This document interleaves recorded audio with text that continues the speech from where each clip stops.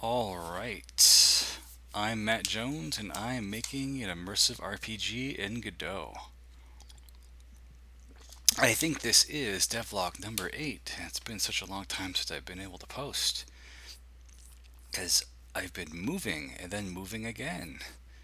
And then we had to move everything into a temporary storage thing for a couple days and then to the other place because there was no overlap, which was awesome. Really awesome. But anyway, what have I been up to? I've been working on this intermittently between moving stuff. Let's see here. All right, so first thing is I changed the startup screen, so now I can change what time of day it is, or if I want the sun to move or the sky to move. So that's neat. What else? See, we have the typical shader compilation here where I'm showing the shaders, but let me show you something. In the newer versions of Godot, they have shader compilation options for OpenGL ES3, where before it was just synchronous, and then they added asynchronous and asynchronous with cache. So basically, what this does is when you show something first time on screen, it will load a empty shader basically, and it'll just be like invisible. The game will think something's there and loaded, but it's actually invisible, and then when it finishes loading, it will replace the empty shader with the actual shader, which is cool, and that solves a lot of the stuttering and whatnot. But it still creates a thing where what you're showing is invisible for a little bit on start. And plus, let me start it again. When it loads all of these, it would sometimes bunch up at like 100 of these at once and then try and replace the shaders all at the same time, which would cause a stutter. So what I am doing, let me see here, is where is it? Here we go. Project settings. Basically, when that scene starts, we check what the mode is set to, and we save that value, and then we change it back to synchronous, and then we do each shader by itself. And then when we're done, we reset it back to whatever it was before. So this gives us the advantages of having them asynchronous in the background, but then they don't bunch up, and they're all ready to go when the game's actually running. So that's really cool. Um, maybe I'll have to do a video on that separately because that's really neat, and a lot of games could benefit from that. But what else have I been doing? Oh, let's see. Oh, wait, let's look at the map here. This is loading the entire game in the one map, so it takes a second to load the scene.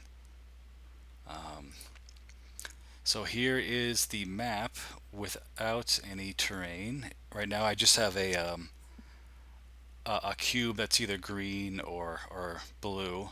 In each one of these cubes before, it was 30 by I'm sorry, it was 300 by 300 meters, which made the map about, I don't know, 10 kilometers. But now I changed each cube to being 512 by 512. So I could use the H terrain plugin and make a terrain for each one of these cubes, which looks like this. So if you zoom in, you can see here's 9 of them, and here's one by itself. So now we have a nice terrain down there. But that's nice, and it makes the map. I think it's about 15 by 15 kilometers now, which is really big. But anyway, let's close that and start the game. Change it to 9 a.m. so the sun isn't in our face. Um, so basically, what I did when I did that is I changed the camera the player uses to be about, I think it's 10-kilometer range. So now, if I'm really far away, I can see stuff in the distance. Like there's that convenience store over there. Let me make it full screen. The convenience store over there. It's a lot farther away, and if I move to let's see, about 5 kilometers away, like this, it'll start loading everything. Um, just ignore this for now. I'll explain in a second here. If you see that orange pillar, that's way over at the center of the world by that convenience store and the windmill. So now if I go back to the center here, I can see, man, it is bright. I need to adjust the brightness. It's way too bright. I can see that mountain that I was way over there. So now our camera view distance is a lot further, and I need to like add like a level of detail and whatnot. But this is really cool because you can see like landmarks in distance. Like here's that giant orange pillar at the center that I was talking about when I was away over there. But what else? Um, oh, if you look at the map, let me see here. Basically, I added empty terrain for everything. So if I drive around, it will load a. Oh geez, let me get. Now, of course, I get the car stuck right at the start of the game. Maybe I can push it out here. Yeah, that sun is way too bright. Um, I just had basically empty terrain everywhere. So every 512 meters by 512 meters is another block of terrain. So it will just load an empty terrain like this. And these ones have mountains and whatnot, but these other ones, they're just what I had before, which is that orange square shader for sand. So now we have a whole big world we can start to add little areas to, like that mountain range and whatnot. What else? Uh, let's go back over to those group of soldiers. Um, I added a little army tent here. I guess it's called a temper tent roughly. It's not quite shaped like it, but it's roughly the size. I think it's 20 by like 24 feet. So soldiers can just go here and sleep at night or when they're off shift. In here I have a mountain with uh, 6 soldiers, and they are using the nav mesh to get around. Oh, let me show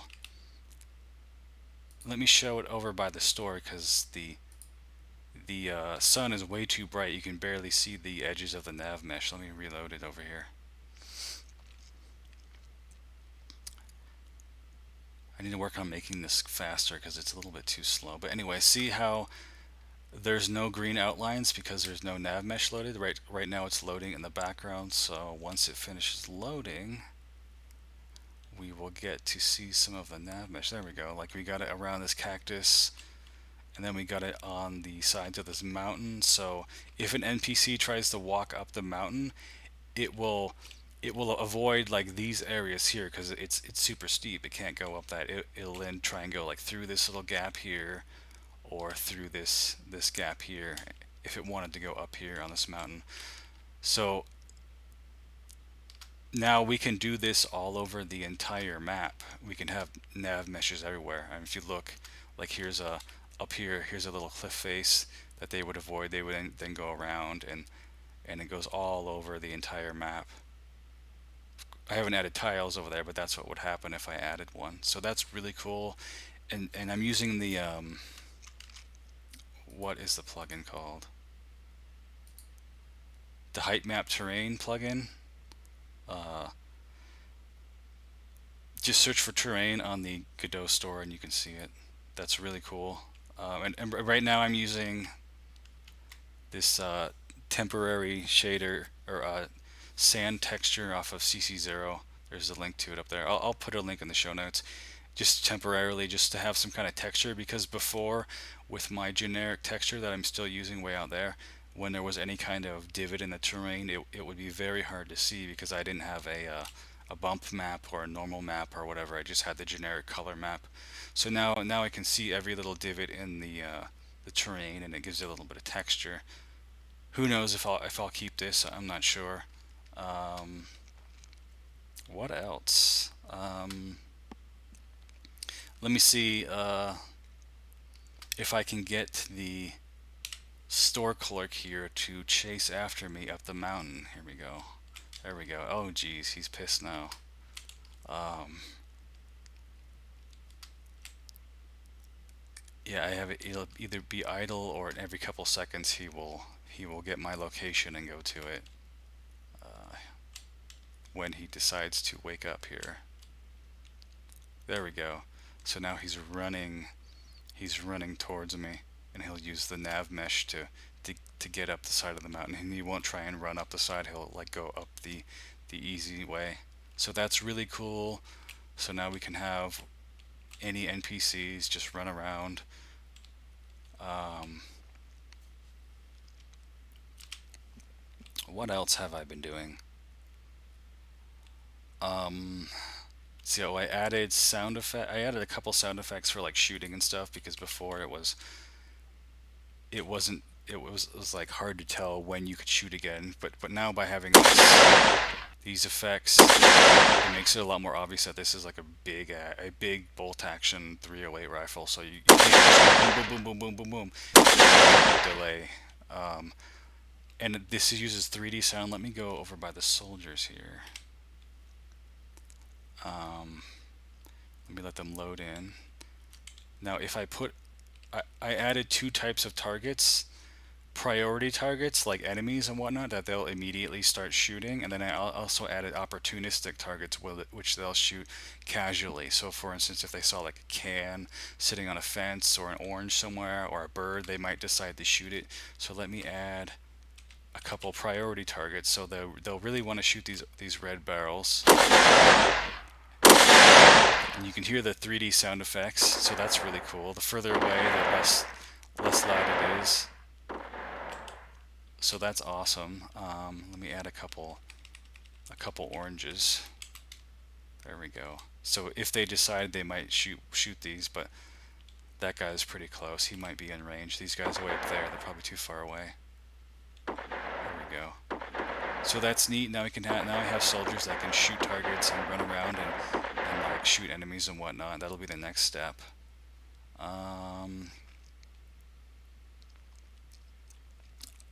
These sound effects. Let's see. Since I'm using a lot of stuff from other people, I want to give them credit instead of having a gigantic blob of things. I'm going to have just a page like this that explains where the sound effects and the textures and fonts and whatever. So I'll move this somewhere else where you guys can access it, and I'll put a link in the show notes. So that way, if you see something cool, you'll be able to look up where it's from. Because I want people to get credit for stuff they work on. I don't want to feel like I'm like taking their stuff or taking credit or whatnot. Um, what else? Let's go back to the starting area. Where is that store clerk at? Here he is. Let's see if we can talk to him now. If he has anything to say. I can talk to him. Look at that. He turns around to face me and he says, "Welcome to Dirt Hole. Do you like dirt?" No. Too bad. There's nothing but dirt here. Have a look at my selection. Welcome to the store. So that now we have a way to talk to NPCs, and this is using Dialogic, which is cool. Great way to make dialogues. If you notice that when I talk to him, he turns around. So now when the NPC is going to their target, like right now, he's going to go watch the TV. If he makes it there, he'll turn and face the TV. Or if he goes to answer the phone, he'll turn and face the phone or the shelves.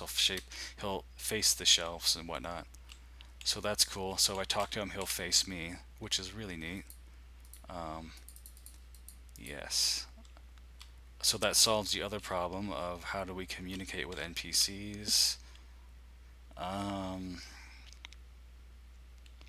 What else have I been doing? Oh, if you notice the path markers here, like they have. Let me go back over by the soldiers.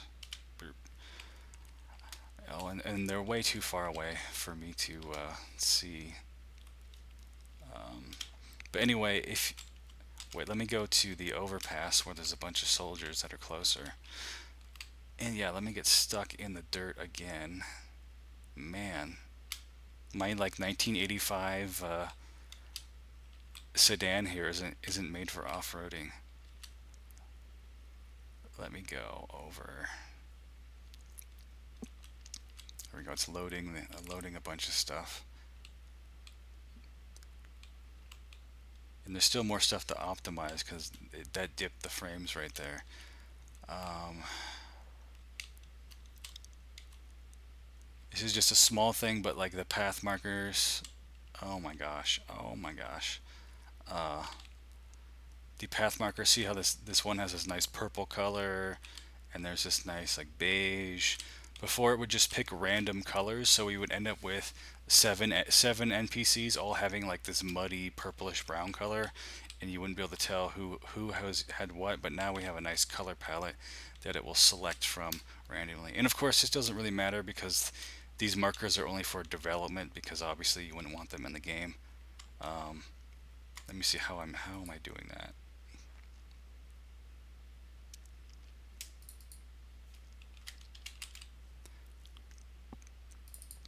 Yeah, see, basically I have this lookup table of colors, and then when we make a copy of it, and then we'll just randomly pop one of these colors off of it until it's empty, and then if it's empty we refill it.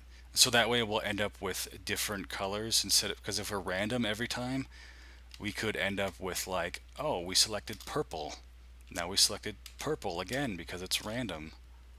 So this makes it a lot nicer. Just a small detail. Hmm. Oh, how the nav mesh works. Um, Let me show you how that works.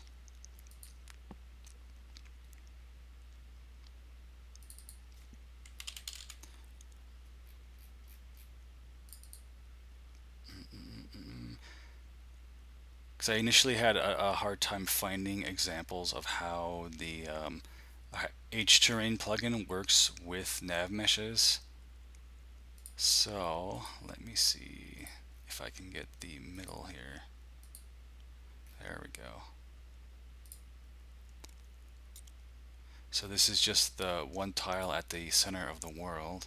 Turn on a light so we can see the terrain. So basically, we have this giant mesh that's it's based on a height map. It's 512 by 512 meters. So this is big. So in order for it to work with a nav mesh, basically what we're doing is going up here and we are generating the entire thing at the highest level of detail, and then I would just click generate, and it roughly generates like I think it's about 30 megabytes. There we go. Here it's at 35.8 megabytes, and this is just for the mesh that's generated from the height map. So we take that and then we feed that to the nav mesh, and we bake it, which we can do now in Godot 3.5. It does that in the background thread, and because we did that at the lowest level of detail, it will make a nice precise nav mesh over all the little bumps and whatnot. That's really cool. And you'll notice that I cleaned up the way all of the assets and source code are. So for instance, all of the add-ons are now in the add-ons folder. So I got Dialogic, the Decalco, and the Zilan H-Terrain plugin or whatever it's called. Um, so that's in its own folder that can be loaded from a separate Git repository. And then we have asset. How big is this? 35 megabytes, and then we have assets, which can also be in its own Git repo, which is 500 megabytes so far. That's a lot. We don't want that. We don't want that with our source code and our scene files, because that's going to make them way big. So for instance, the just this one tile in the center, it's 36.5 megabytes, and that's the H-Terrain data and the images for the height map. Yeah, so it takes this and it converts it into mesh from using the pixel colors as height. And then here is our generated terrain, the full mesh generated from that, which is 35 megabytes, which is huge. Because we don't want to put that with the source code because it takes up a lot of space, and we can just regenerate this. So that's cool. That cleans up a lot of things. And then we have the dialogic stuff, just the data. So it's just a little bit of files instead of the entire plugin. So then, like, the source code is just these, and then this is a separate repo, and this is a separate repo. And that's really nice. It cleans things up. What else? There's a bunch of other stuff, but it's like background stuff. Um, Let me see. One issue I ran into with Godot is the way it handles singletons. So, for instance, if you go to project settings, auto load, these are the files that are loaded as singletons. And the thing is, I'm using some of these as a thread. Um, so, for instance, where is it?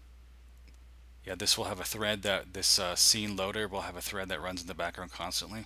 Well, the thing is, since this is auto load, it will load before the scene tree even exists. Then when the scene tree is loaded, it's attached to this thread, which could cause all kinds of problems. So basically what I have to do is when the thread starts, I literally have to do get tree, and if the tree doesn't exist yet, that's just going to return null. So I basically have to poll this every couple of every 10 or 100 milliseconds and say, is the tree there? Is the tree there? Is the tree there? And then I can just wait until the tree is loaded. And you're probably asking, well, why not just let it start and whatever? Why do we even care about that? Because then we have to unload it, because if the game stops while the scene loader thread is still running, it'll be like, oh, we stopped when this thread was still running. Wait for the thread to finish, so like set is running here, and then the thread will stop looping and it'll quit. So now we can use this to test when it is done, and then we can quit the threads normally without it giving like an abrupt ending. But yeah, this is kind of awkward. I'm not sure if maybe there's another way to do it, but this works for now. It's a bit awkward to have the callback for quitting here. It's like this quit will be run when it actually goes to quit. It'll just say is running false, and then it'll do wait to finish to actually wait for the thread.